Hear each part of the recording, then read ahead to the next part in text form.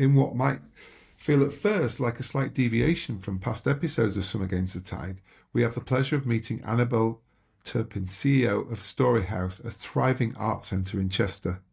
She shares her journey in the arts world, discussing the importance of community engagement, the challenges faced in different locations, and the balance between commercial viability and charitable goals. She emphasises the significance of storytelling and fundraising and explains how she has to wear many different hats each and every day to deliver her vision and ambition with her talented team. Finally, Annabel reflects and shares advice to her younger self, explaining that she didn't always have to have the answer and that collaborative creative teamwork would deliver much better results by working together. I hope you enjoy.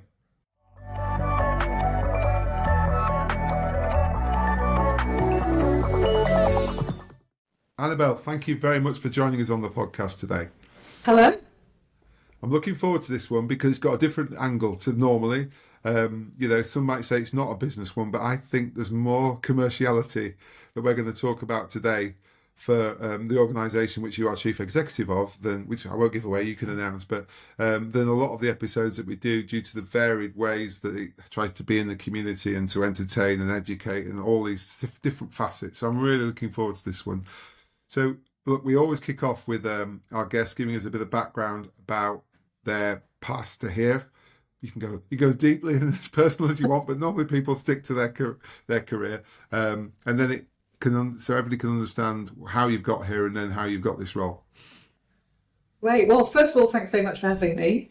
It's very exciting to be considered a business. I sometimes open conversations by saying I run a business because I think people look at you very differently to if you say you run a charity or, as I do, run an arts centre. So I'm currently chief executive of an arts centre that comprises a library, 2 theatres and a cinema here in Chester called Storyhouse. And I'm also co-director of a whole network of art centres called Future Art Centres. And I guess my pathway here, probably a little bit unusually, is that I've only ever really worked in art centres. I mean, I had lots of Saturday jobs. I've done the short McDonald's stint and all of those things that you do when you're a student. But I went to university in Warwick, and after I graduated was a little bit lost about what to do, nearly went into the police force and decided not to. And a little bit by chance got a job in the Arts Centre on the University of Warwick campus, which was an amazing way to start your career because it is a very, very broad spectrum of performance and visual arts, and I felt like I was exposed to every possible kind of art form, really. And from there, I moved to Maidenhead to take up the role of operations manager and deputy director for a brand new art centre, literally built from nothing. It was a converted farm. So I learned a lot about essentially opening a new business, I guess. Went on to be director there. And then I moved up to the northeast to Stockton-on-Tees, which probably couldn't have been much difference to Maidenhead, which is partly why I went there. And took over what was then really a kind of failing arts centre called ARC. And then just about a year and a half ago, I moved over to Chester for the job here at Storyhouse. So in some ways, a very kind of linear pathway, although it wasn't really planned that way. In terms of being in the arts, but I suppose we talked about this. The geography of each location presents like it's a different world, I assume, in terms of the challenges that you have locally to try and deliver the arts.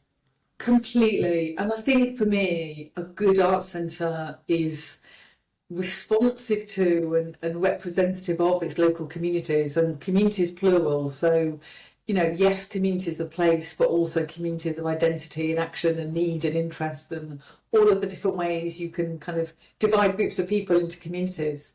So, working at the University of Warwick, the art centre there was very much the public face of the university. So it was really about breaking down some of the barriers for the general public to come onto the campus and enjoy the sort of wealth of entertainment and activity that happened there. Maidenhead, obviously very different, very affluent area. I'm sure some of your listeners might live there, so I don't want to kind of, be rude, but quite entitled. It is Yeah. a kind of an area where people have grown up with access to arts and culture, and have a kind of real entitlement to it. Going to Stockton-on-Tees, as I said, couldn't have been more different. The idea of having, a theatre going community, it just didn't exist Yeah. because people in Stockton and the wider Tees Valley area just haven't had access to arts and culture in the way that people in Maidenhead had. So hadn't kind of grown up really with that social and cultural capital. So a completely different, requirement of me as someone leading an organisation to really kind of respond to that, understand what their needs and interests were, and what they, what might engage them with what we were doing within the arts centre. And then obviously Chester again, very different in a way, a little bit of both. It's often perceived to be an affluent area. There are certainly areas of affluence, but there's also huge deprivation that is really masked, I think, by that kind of affluence. You average out the figures and it looks like everyone's doing okay, but that's not Yeah. necessarily the truth. So actually understanding how those different communities can kind of work together and support each other, and definitely a different culture here in Cheshire compared to the kind of Tees Valley. Is that one of the reasons why obviously you went from Maidenhead up to Stockton? Was it to challenge yourself, or was it that there's an opportunity, let's go for it? But A bit of both. I think what happened in Maidenhead is the centre opened. It was funded through National Lottery money in the kind of quite early days of the lottery scheme, giving to good causes. And like many lottery projects, kind of ran into problems in its first couple of years. We were doing really well in terms of footfall, but all the estimated costs turn out to be higher than you expect. yeah, And we were kind of really struggling to balance the books. There were definitely some quite difficult times. I took over as director, I think, about 2 years after it opened. And, if I say we were doing daily cash flows, counting how much money had come into the box office that day and which bills we could afford to pay, that is not an exaggeration. And I think, you learn a lot from being up against it in that way. So once I'd kind of, we did successfully turn it around. We were doing incredibly well. And I suppose I felt like I wanted to take that learning and apply it somewhere else. So I was looking for somewhere I could go that was independent. I didn't want to work within a local authority. I wanted to work with a kind of independent trust. And somewhere that was struggling, and that might sound really odd to go yeah, somewhere that was in trouble. But I felt like I'd learned all these things and kind of, and not always done the right thing, who does, but kind of wanted to go somewhere and apply that learning and perhaps do it a bit better and a bit quicker the next time, which is what I ended up doing in Stockton. I think that's a really interesting point there, isn't it? That we learn obviously when things go right, but I always believe you learn a lot more when you're up against it and those Yeah, challenges. And guess what? Your memory keeps those right there all the time, doesn't it? Rather than when it's good, you sort of move definitely. on next success. But when it's Yeah. that, you go, that really hurt. And I suppose it's an interesting point when you're talking about Maidenhead, and like you say, Mhm. we've got to be careful we don't stereotype areas too much. But Yeah. if you've got an area that's much more naturally at home with an arts centre, with a theatre, or I don't know what the Maidenhead offer Mhm. was, but I'm assuming it was similar to Yeah. Storyhouse now, that you'd sort of go assume, well, surely, Annabelle, it's an easier job because they're all queuing at the door for the next production or the next event that you're hosting. Was that not always the case? I think the centre in Maidenhead had a very long history. The campaign to build an arts centre started in the 1970s and it Right. opened in the year 2000. Wow. And it grew out of the amateur arts movement. There's a huge number of local arts societies and organisations and groups that have been kind of campaigning for space. And then the National Lottery came along, it turned into a professional arts centre, and there was a lot of work to integrate the communities into that centre and sort of shifting the expectation that they might just have the keys to it, whereas in fact they had to book space and we had to operate it on a kind of professional basis. So it was quite challenging from that perspective. I think the relationship with the local authority is always key for art centres. and that was quite tricky for a while. I think that we had to win them over and get them to see what an asset the centre was. And as I say, the costs were definitely more than we kind of anticipated, and but culturally and artistically, you're right. It was much easier to kind of land the product, I suppose. Yeah. Going to Stockton was quite freeing in some ways because there were no expectations. Right. Okay. Although you could see it as being a lot harder because people were definitely further away from the art centre kind of psychologically. It kind of meant people didn't have expectations that a play had two halves with an interval and started at 7:30. So you could put a one-person show on for 70 minutes that would blow people's minds because the content was so relevant to them and their lives. Right. Okay. They think, that was amazing. I've never seen anything like it. So in some ways it was quite freeing. And I think ultimately you should play with what you've got. You should make the most of what's available to you and push it as far as you can, which is what we were able to do in that particular place. And let's move on to Stockton then. How did you measure the success? Was it on, do you call it footfall, visitors? I don't know what the terminology is within your industry in terms of, is that one of the measures or is it all financial? Yeah. We sometimes call them audiences, although I try not to do that because I think you immediately conjure up someone sat in a seat in the dark watching something. Entertain me, yeah. Yeah, and I think, the way that we consume arts and culture has just changed so much that actually talking about customers or visitors is avoids that kind of reinforcing those kind of stereotypes in a way. But yeah, the number of people, but it's about who's coming as well as how many people are coming. For art centres to thrive, they have to be relevant to their local communities. And we want to be a place for everyone. That's an important part of our kind of mission.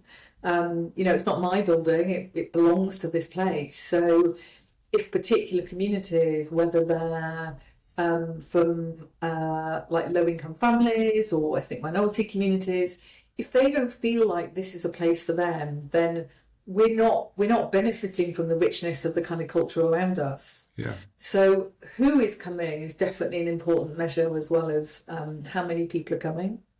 Balancing the books is the kind of ultimate measure. I think balance is probably an absolutely key principle for anyone running an arts centre. You're constantly balancing the sort of tension between being commercial enough to bring in the income that you need to enable you to achieve your charitable missions and aims and objectives of you as a kind of charity. Most art centres are charities, not all. So that kind of commercial charitable tension, which I like, but some people find really hard, is always at the heart of organisations, I think. In terms of like when you're bringing, obviously you're putting, say, your own production on, let's just say one of the bigger things, if you put that on yourself, that's your risk, isn't it? You try and pitch it right, get the cast, and I assume all the cost is yours. How does it happen when you've got touring companies? Do you share risk, or does that, or are you just like a sort of a vessel for them to showcase their talent? I mean, it does vary. Generally, you pay a guarantee. So if the touring company is bringing a show to you, you've guaranteed them a fee, so the risk is yours. Sometimes it's a guarantee versus a split or a percentage of the box office. So, some of it's at your risk. There's a little bit of shared risk. And then sometimes it's completely the other way. And you're either entirely on the split where it's literally a shared risk, or occasionally they will hire, so they get all the box office money, but, the risk is theirs. Yeah. I think if you're confident that you've got the right thing coming, you shouldn't be afraid to take the risk. Yeah. So we very rarely do hires for kind of professional shows, because generally, if we want it in the programme, we want it in the programme for good reason. Yeah. We think we've got an audience for it. But negotiating those deals, is kind of part of the job.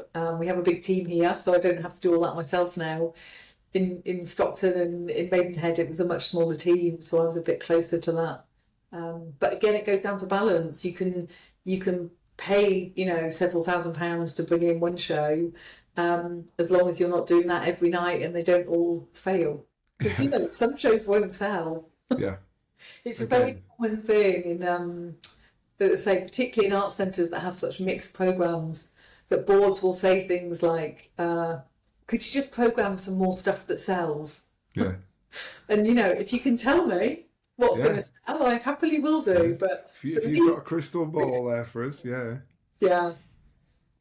And so how do you balance then, you talked about balancing the book, so it's a question relative to that, because a lot of what you talk about is that you try and be as a location, a free location for the community.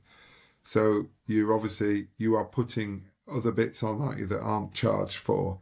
So how do you, I mean, that is such a tightrope, I assume, for you to walk, to manage that balance of being relevant and engaging to your community and hitting your values. And as you say, paying the bills. Yeah. And it is, I suppose, so first of all, the venues I've worked in have all been in the subsidised sector. So they've all had some grant funding as a kind of basis to subsidise the activity that we do. But ultimately, art centres generally employ a kind of cross-subsidy model. So, as you say, some areas of activity help subsidise things that we do offer for free or at discounted rates. Yeah. So it's a little bit about finding who can afford to pay and who can't. And that's a very crude way of looking at it, but ultimately that's what it's about. So in Stockton, it's a very deprived area. There's lots, it is a post-industrial town.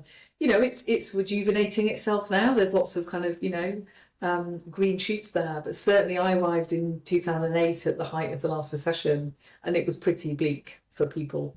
And lots of uncertainty about what the future of Teesside looked like.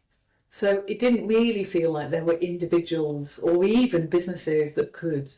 But the public sector perhaps was a little bit better, bit better off then. So a lot of the work in Stockton was about trying to access public funding, whether that was through health, through local authorities, through some of the kind of, obviously Arts Council. The lottery was a kind of key funder, and then some of the private trusts and foundations that have charitable missions that we were able to deliver for them. In Chester, it's slightly different. There are definitely individuals and businesses that care about their place, have the means through which they can support others. So it is about public funding here, but there's much more to do to encourage individuals and corporates to kind of support us. But all of it comes down to storytelling. If I'm asking you to support what we do, then I have to tell you a story about what we're doing and the difference to people's lives that we're making. And I think that, we're hopefully getting better at doing that, so that people feel compelled to support and see the value in what we're doing. Lots of people don't know we're a charity. We're quite good at hiding that sometimes. So we're trying to get a lot better at telling people that we are a charity and this is the work that we do that really makes a difference to people's lives. It is fascinating, isn't it? Like you say, how many roles do you have to try and go funding alone? Have you found yourself an absolute expert at sniffing out where there could be some funding or some money or some partnerships now after those years at the different areas? Definitely. And I think, in the early days, I suppose in my slightly more naive days, you'd sit in your organisation and you'd think about a project or a particular programme that you wanted to do.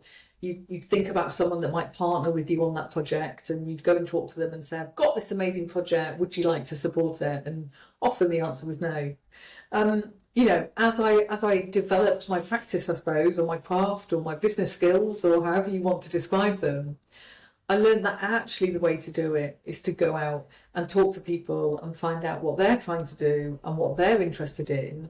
And then where that aligns with what you're doing, then you start to think about what could we do together that would achieve your mission and also achieve ours.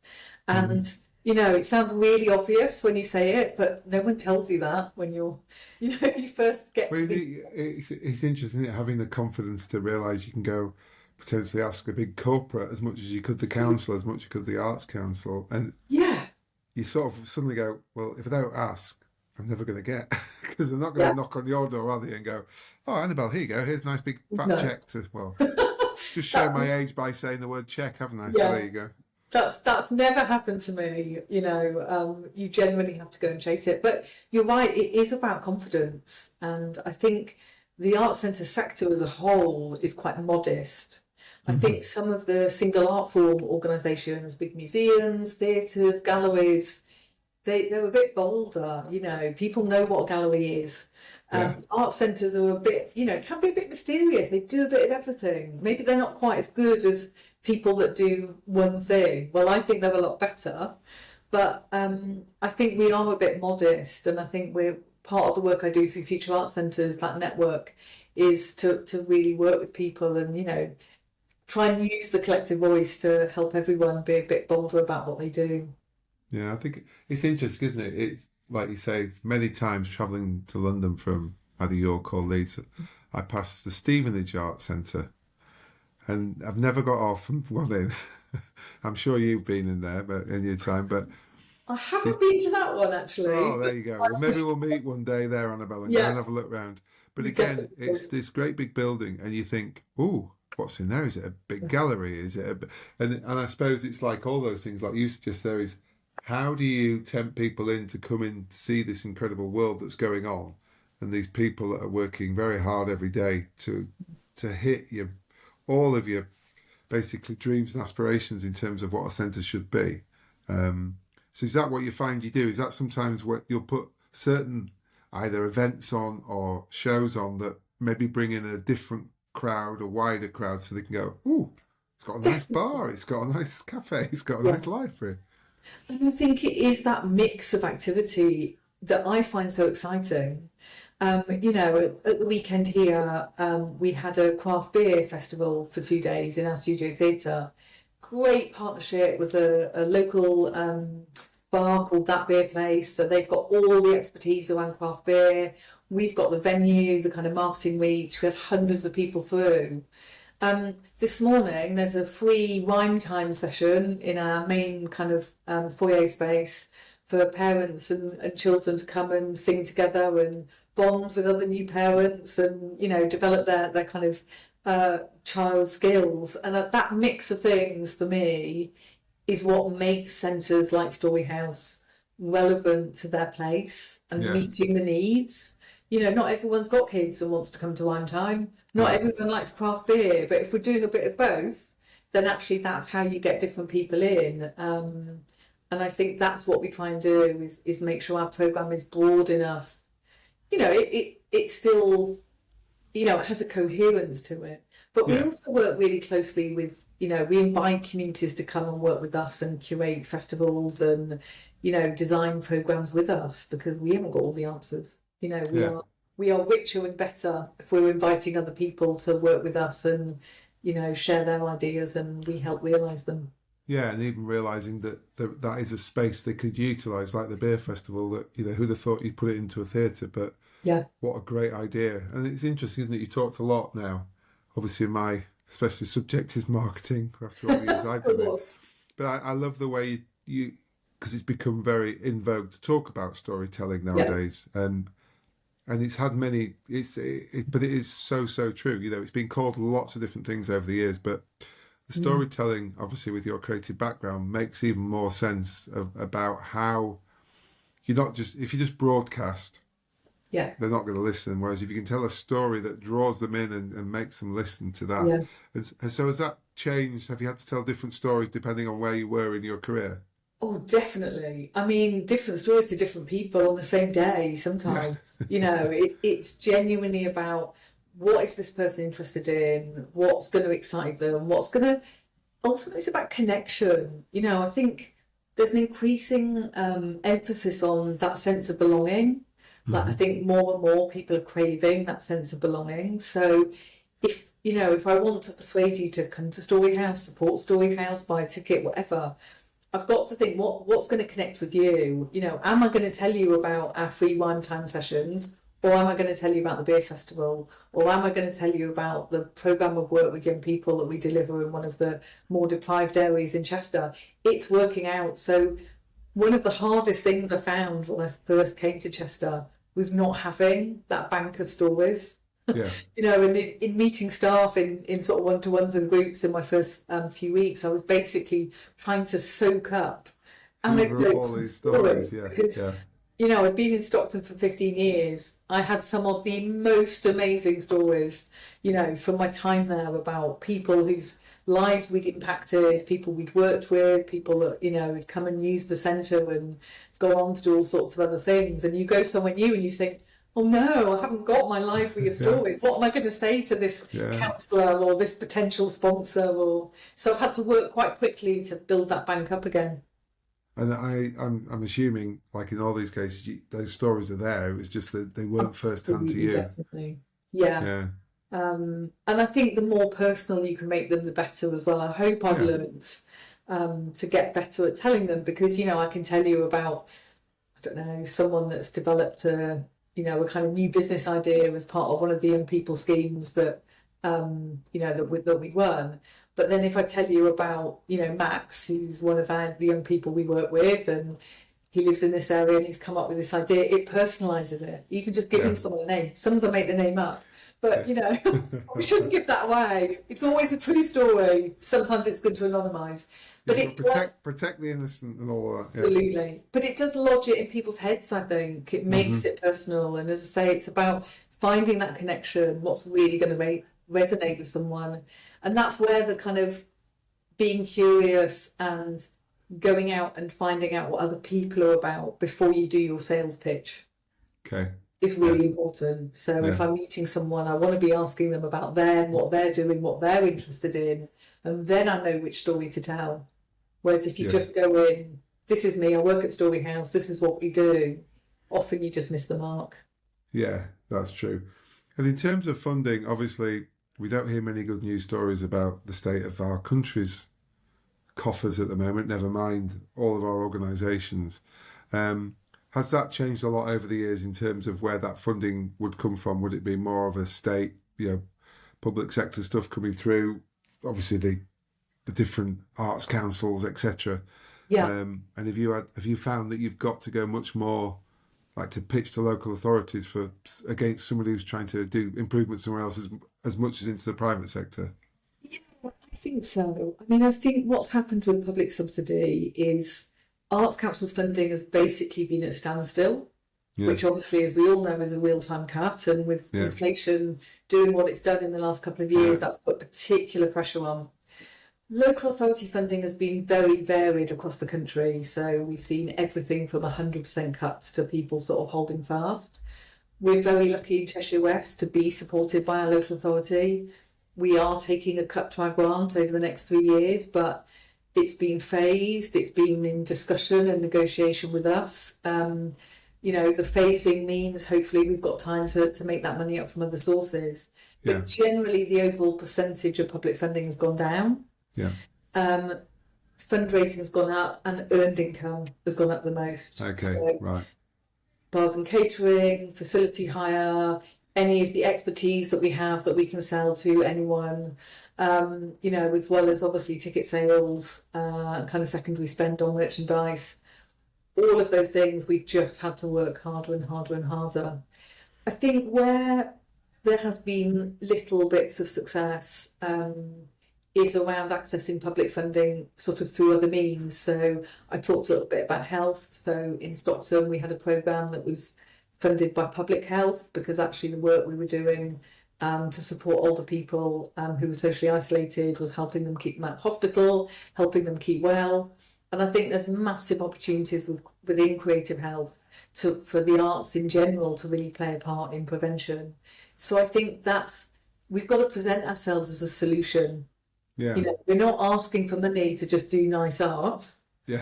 We are helping young people with their education and skills development and to be prepared for work. We're helping older people, you know, not to just be cast off when they finish work, but actually continue making a contribution to society and staying active and staying well.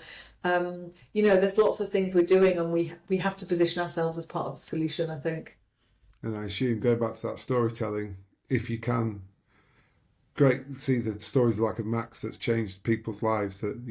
That's a great impetus for getting funding to do more of it, isn't it? In a different way, because you're doing their job in a weird way, aren't you? Yeah, we really are. We're doing it in a kind of really sustainable, locally focused way. The work we're doing is grounded in the place, and I think that's something that lots of arts organisations, but art centres particularly, are starting to do, is to really take a lead in that placemaking civic space. As you've acknowledged, local authority funding has reduced. They are really under pressure. It's very difficult to do anything beyond deliver the kind of statutory services.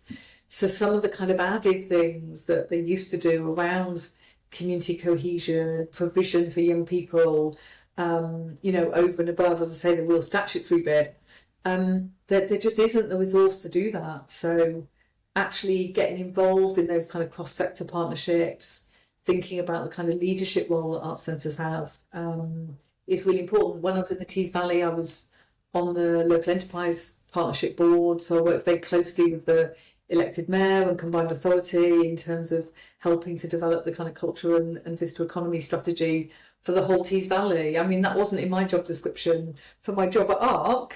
It kept the job interesting for me and hopefully enabled me to make a kind of bigger contribution.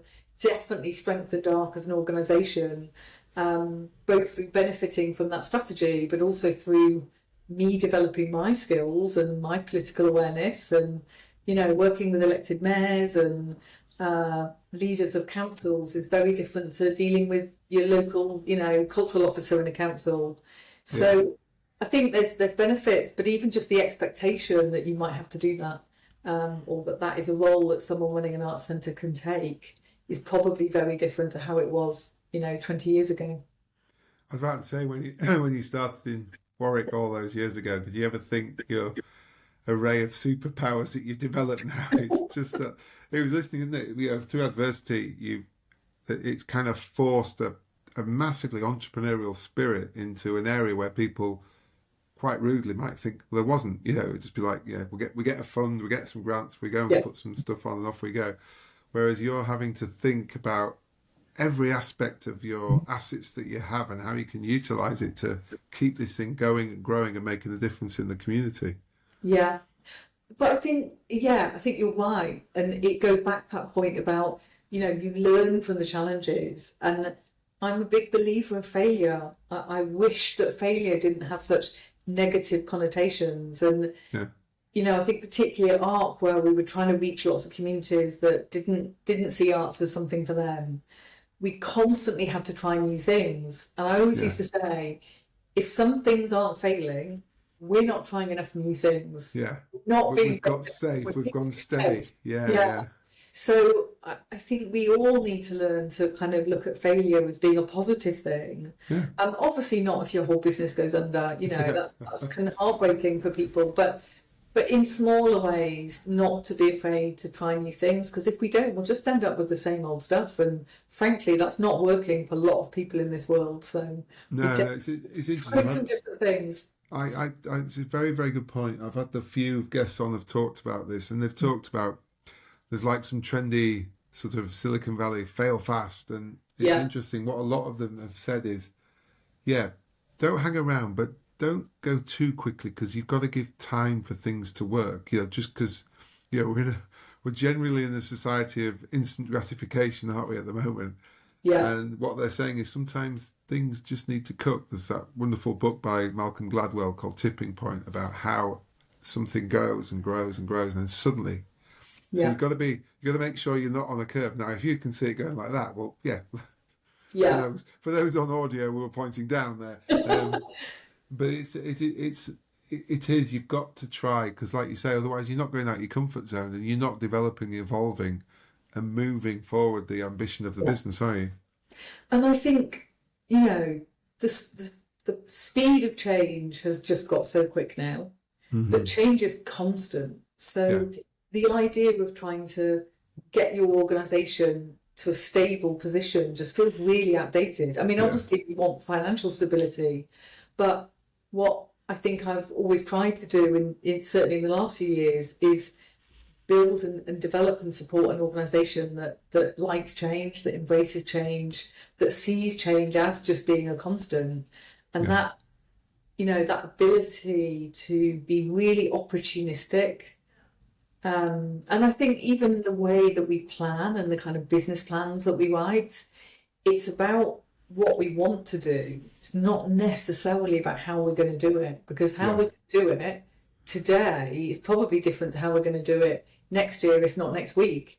Yeah. So as long as we've agreed what kind of outcomes we're heading for, then actually how we deliver those, we can be much more agile, and really take advantage of opportunities and partnerships, and, you know, flex around the kind of external environment that we're in, which is so fluid at the moment. It is, and I suppose it's interesting, isn't it? Because you're right, the only constant is change, which is a lovely play on words, but it's also, a lot of people don't like it, and as a leader, you have to take on the role. I always think of being completely happy and bathing in change, but then, like you just did then, explaining to your teams how that will offer an opportunity, not a threat. And to say, set a vision, get them to think of how we get there, not like, here's where we're going, this is what's happening, because like you say, you'll end up with egg on your face, because who knows what will happen too, because it changes so much. And I think there's something about, I mean, it won't surprise you to know that I love change, which is a good thing, but people need certainty. You know, people are unnerved by being surrounded by change all the time. So I think, or hope, what I've learned is to find the certainty that you can give people during change. Okay, that's nice. So it's, you can't always tell people exactly what's going to happen, but you might be able to tell them when it's going to happen, or what the different scenarios will look like. Or, you know, it's all about communication, isn't it, really? If people feel like they're part of that change rather than that change happening to them, then they have a very different relationship with it. So it is, it's time consuming, and sometimes it's quite draining, because you're over there, I'm pointing in the distance, you know, in your head in terms of where you are, but you're having to kind of come back and go, but this person's here, so I need to help them find that, you know, to be comfortable with not quite knowing where we're going. That's the job, and I'm sure that's, you know, all of your listeners will recognise that in their roles. Kind of what management and leadership is about today, I think. No, it is 100%. So I'll ask you a question, maybe slightly personal, but in terms of what kind of leader would you describe yourself as, Annabel? Do you want the interview answer or the honest answer? I'm sure they're one and the same, aren't they? Of course. I mean, I think the technical term is probably a coaching style leader, but I always feel like that is a bit corporate speak.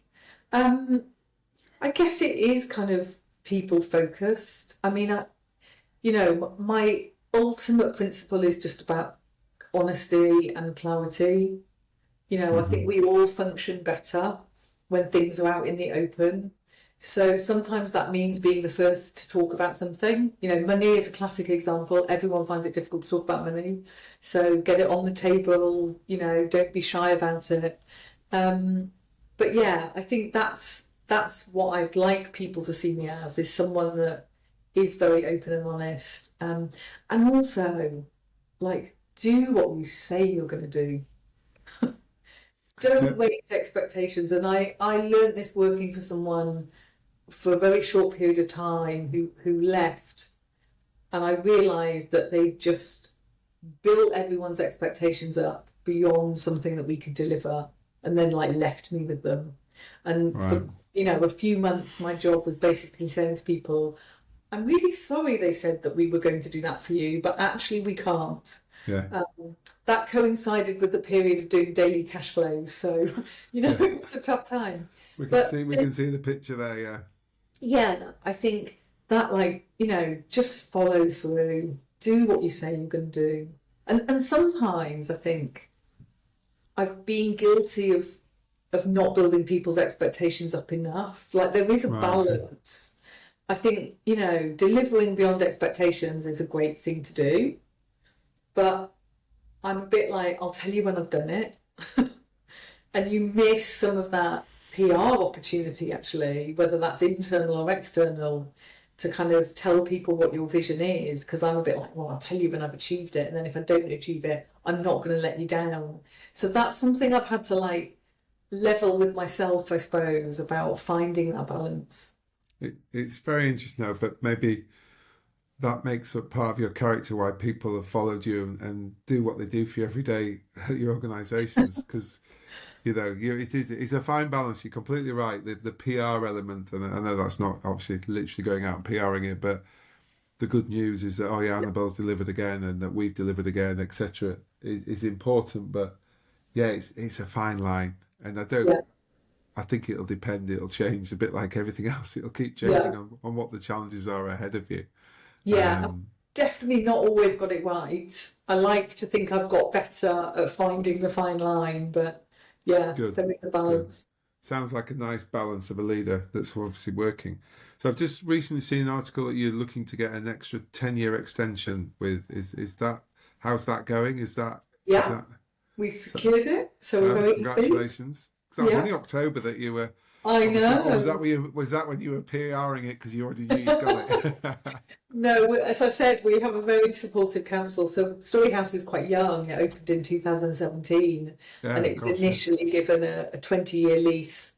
And yeah, the council have, we haven't signed the paperwork yet, but it's been through cabinet. So it is official. It's being extended by 10 years. So On top of the so 30 years. What yeah, was so that? we're through 17, to 47. 47 now, which Wow. is great. And, you know, Let's hope we can both meet then and see how it's going. definitely, I hope we'll still be thriving. That'd be great, wouldn't it? There's a target. That'll get us going for every morning. And Absolutely. so, again, this is what people forget, isn't it? You've got different challenges where, we lease or rent or buy office buildings here and we live by it, whereas you've got such an intricate process to go through to keep your home Yeah. that actually is what you exist for. It's not, we can move to another office if we want to. No, it's slightly tricky. It's interesting when I was in Stockton, we always used to talk about ARC as being an organisation that worked from its building, and ARC owned a building in Stockton, so it was a Okay. slightly different setup. But this is pre-COVID.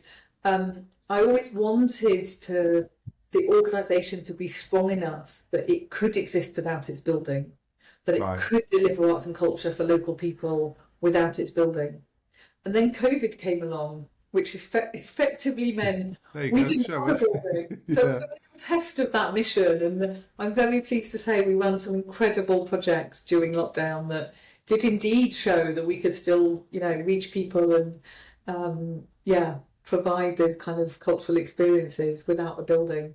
But I think somewhere like Storyhouse, it's such an integral part of who we are. We were born in this building, Yeah.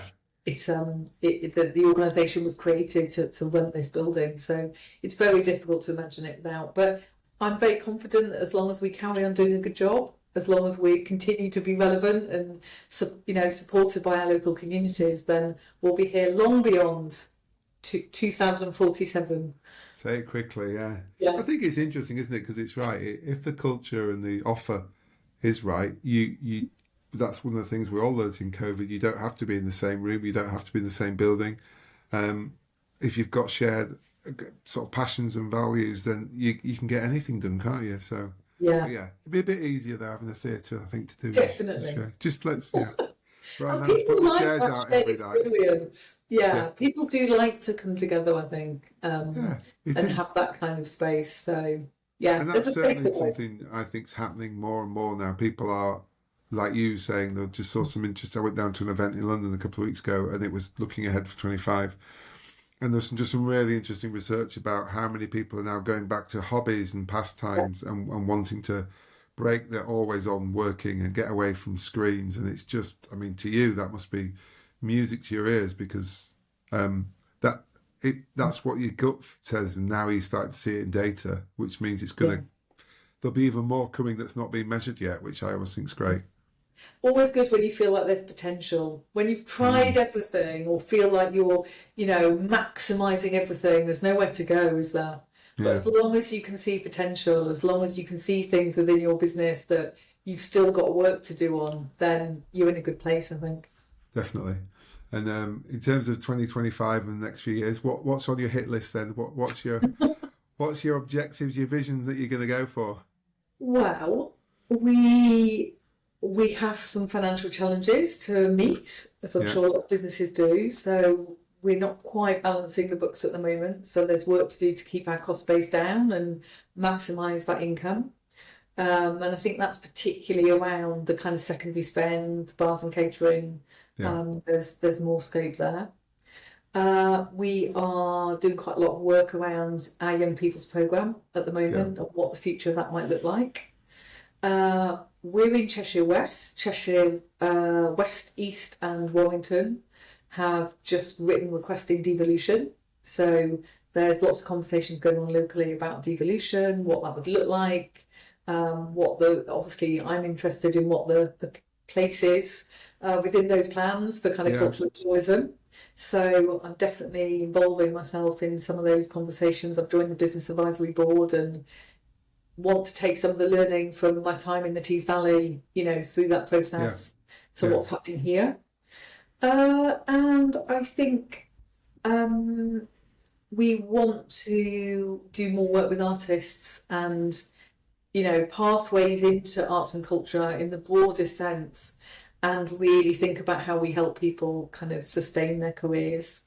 Like, we need people that can think creatively, that can innovate, that can take the kind of skills, the emotional intelligence, the kind of skills that arts and culture gives you, into all of the different industries that, particularly those 8 high growth ones, yeah, being that growth is high on the agenda at the moment. So I think it's continuing to really advocate for the value of arts and culture beyond enjoyment, beyond the kind of intrinsic value, but actually all of those benefits to kind of health, education, skills, people leading, better lives. And as I say, people just being able to have ideas and think creatively and express themselves and be confident doing that. So there's definitely a big part to play for advocacy. yeah. I'm going to say it's that artist in the widest possible sense, isn't it, of every aspect, every creative aspect. I was talking to a lady who we've worked with in the past, and she was saying she started doing creative writing classes at a local, I think St George's Crypt in Leeds, which is the charitable setup there. He says it's wonderful. People just from every single walk of life are coming in and being sort of not allowed, but given permission to sort of explain how to creatively write. And she said the talent that's out there is incredible. It's just no one's ever spent time to give them a few pointers to get going. And I'm sure they're the stories that you're yearning Yeah, for in terms of every aspect of that's going on at Storyhouse. definitely. And I think it is about people finding their potential and finding their interests, and sometimes finding other people that are interested in the same things as they are. We have more than 55 local community groups that use Storyhouse. We provide space free of charge for people that are running activities that are open to the public. Um, we have a Ukrainian board game group. We have I can't remember if it's Italian or Spanish storytelling group. We have a Scrabble club, we have a knit and natter group. Some of them there's a bereavement support group, there's a domestic violence support group, but people coming together, it's those communities of interest and need and action. They want to be with other people that like the same things as they do or Yeah, have the same lived experiences. And I think art centres are a great place for bringing those people together and being a safe place for them. So yeah, there's a place for that as well. brilliant. I love it.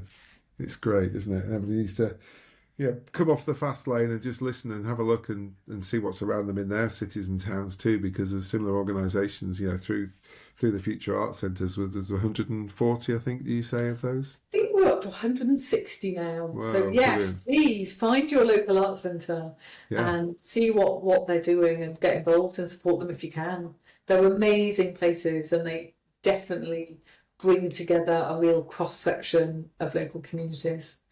yeah, And there's brilliant things going on in them. yeah. Love it. I will. I've done that.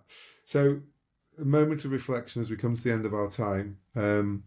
I think I pretty much know the answer to that. Looking at your face throughout this whole little meeting and episode, is that I don't suppose you've ever had any regrets taking that job at Warwick Art Centre all those years ago?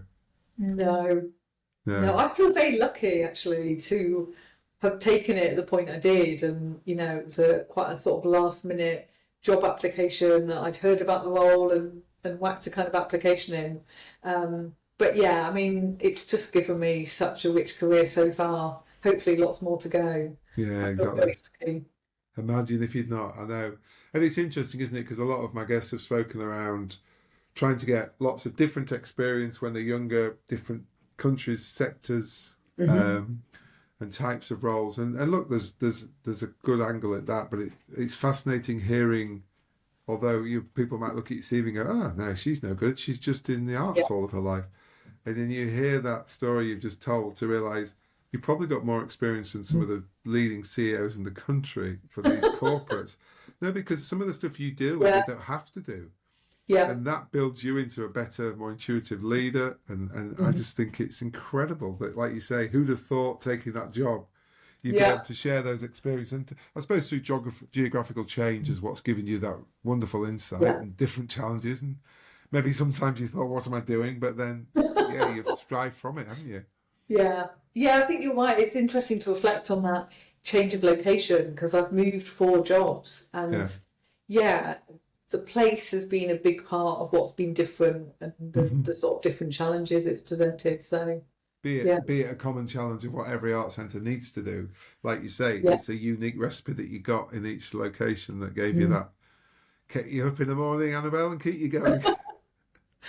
So, go on definitely. then. One final question: is there, to that young lady who just left Warwick University, would you like to give her a piece of advice now that you thought, I wish I'd known that then, or is it back to without all of these experiences, you wouldn't be the person you are?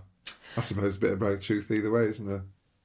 I think to the person I was then, I'd kind of say, don't think that you have to have all the answers. Because what I realise now is I haven't got all the answers. I never will have.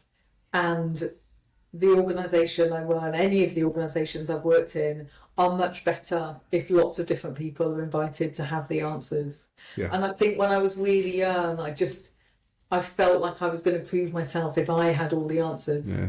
So yeah, I think I've learned since then. But that would be the advice I'd give. We I'd can give. put that down to the innocence of youth, can't we? But you're right. That idea of as you grow in your role, you realise if you can have all the team to come up with the answers, then your job's easier too in the nicest possible way because Of suddenly course. everyone's thinking. But when you're Yeah. young, you're going, "I'll be that person." Yeah. But yeah, no, good stuff. Good stuff. Well, look, Annabelle, thank you so much. Best of luck with your challenges you got this year, but to be on to grow and let now you've got that sort of 25-year route ahead of you that you make every success of the Story House and its surrounding impact on the community. Oh, well, thank you. It's been really lovely to chat to you. So thank you very much.